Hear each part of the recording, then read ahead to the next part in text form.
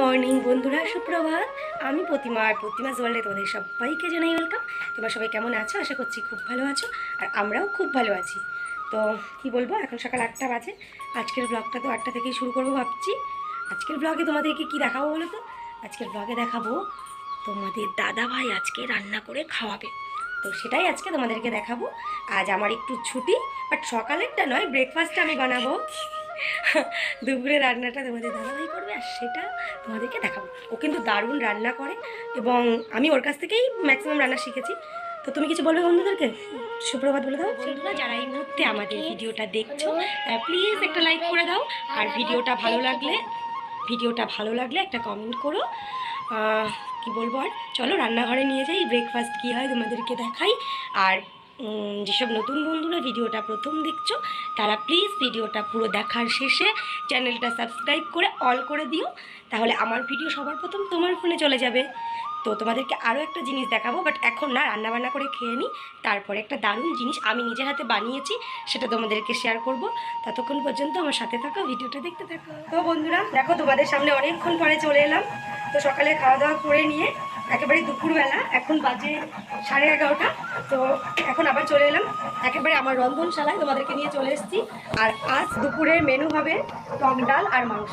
আর রান্নাটা কে করবে? তোমাদের দাদাভাই। আজকে ওকে দিয়ে রান্না করাবো, মানে মাংসটা করাবো স্পেশালি, আর কিছুই না। অনেকদিন ধরে ইচ্ছা হচ্ছে, নিজের হাতে রান্না করে খেতে ইচ্ছা করছে না। তো আজকে ও বাড়িতে আছে, ভাবলাম ওকে দিয়ে রান্না করি। তো দেখো, মশলা করতে বসে গেছে। ও শিলনোড়ায়, মানে শিলে বেটে মশলায় মাংস রান্না করতে খেতে দুটোই পছন্দ করে, মিক্সে ঠিক পছন্দ করে না, তাই বসে গেছে মশলা করতে। তো বন্ধুরা দেখো, মাংস রান্না দেখা আগে থেকে লবণ, হলুদ, সর্ষের তেল সবকিছু দিয়ে একেবারে মাংসরে মাখায় লইতেছে। আর সব মশলা দিয়া এমন চটকাইতেছে মনে হইতেছে এই কাঁচা মাংসটাই তোমরা খাইতে পারবা।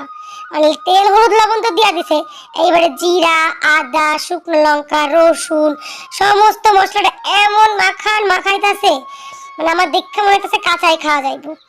তো এমন করে মাখাইয়াই কিন্তু ও রান্না থাকে সবসময়। তো দেখতে থাকো। তোমরা অনেকেই মাংস বিভিন্ন রকমভাবে রান্না করো, কেউ মশলা কষিয়ে তারপরে রান্না করো, অনেকের ভিডিওতে দেখেছি কেউ মাংস ভেজে তারপরে রান্না করো।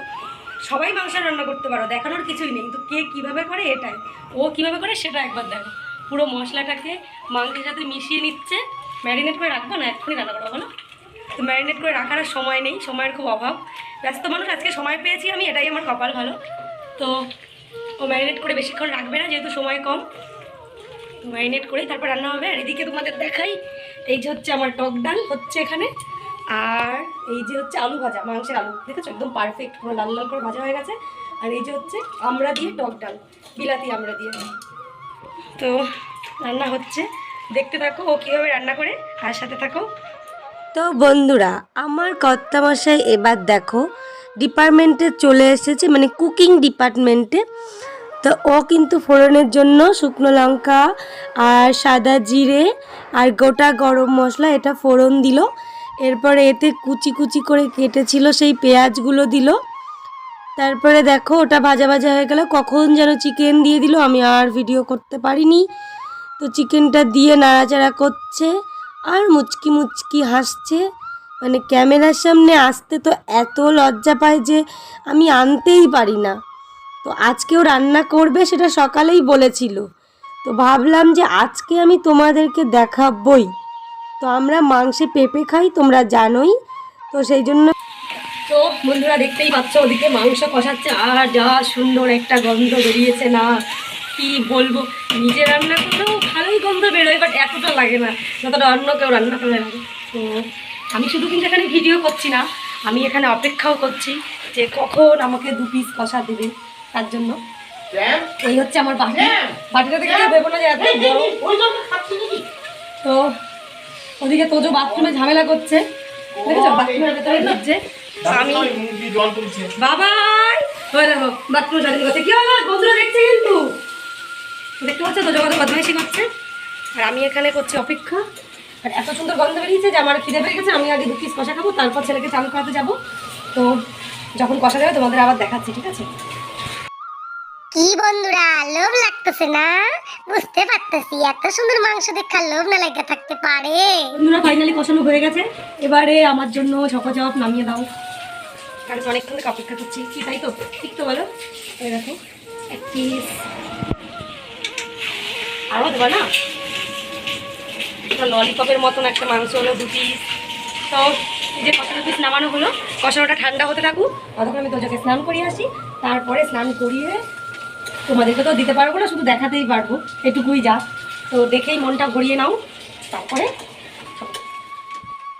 আহা কি টেস্ট! খাওয়ার সময় কোনো কথা নাই, আগে খামু তারপরে কথা কমু। নিজের পেটটাকে ভইরা লই, তারপরে বড় আর পোলার জন্য লইয়া যামু। তো মাংসটা পুরো কষানো হয়ে গেছে, এইবারে তোমাকে দাদাভাই দিয়া দিতেছে পরিমাণ মতো জল। তো আলু পেঁপে মাংস একেবারে জলে পরিপূর্ণ, দেখতে পারতাছো। 15 মিনিট ফুটাইয়া দিয়া দিছে গরম মশলা বাটা। আমি হইলে গুঁড়া দিয়া চালাইয়া দিতাম, ইনি তো বাটা বাবু, তাই বাটা মশলা দিয়া খায়। তো গরম মশলা বাটাটা দিয়া ভালো করে নাড়ায়া চাইড়ায়া এইবারে দেখো নামাই নিতেছে। কেমন হয়েছে রান্নাটা, কেমন হয়েছে সেটা তো আমি খাই নাই, খায়া তোমাকে অবশ্যই কমু যে এটা ঠিক খাইতে কেমন হয়েছে। নিজের বর বললা যে ভালো না হইলো যে ভালো কমু, এমন বউ আমি নই বাবু। ভালো হইলে ভালো কমু, খারাপ হইলে খারাপ কমু। তো দেখো অনেকটা যেন খাসির মাংসের মতো দেখাইতেছে। তো যাই হোক, এই হচ্ছে দুপুরের মেনু, আমরা দিয়া টক ডাল আর হচ্ছে গিয়া চিকেন। তো রান্না বান্না কমপ্লিট, একেবারে চান করে তোমাদের সামনে আইতাছি। হ্যালো বন্ধুরা, দেখো অনেকক্ষণ পর তোমাদের সামনে চলে এলাম, আর এখন বাজে 1:35, আর আমি একদম স্নান টান করে চলে এসেছি। তো তোমরা তো দেখলে আজকে তোমাদের দাদাভাই চিকেন রান্না করেছে।